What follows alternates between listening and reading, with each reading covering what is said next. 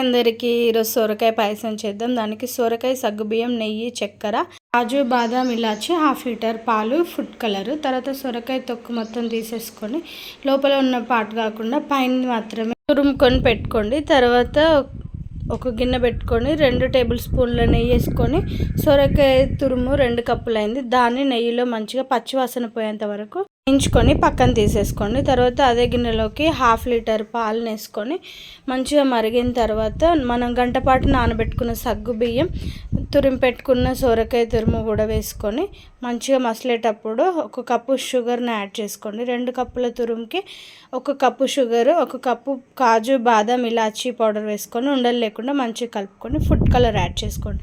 అంతే, మన సొరకాయ పాయసం రెడీ అయిపోయినట్టే. 5 మినిట్స్ మరిగిన తర్వాత బంద్ చేసుకోండి. అండ్ నా వీడియో కనుక మీకు నచ్చినట్లయితే లైక్ చేయండి, షేర్ చేయండి, సబ్స్క్రైబ్ చేసుకోండి. Thank you.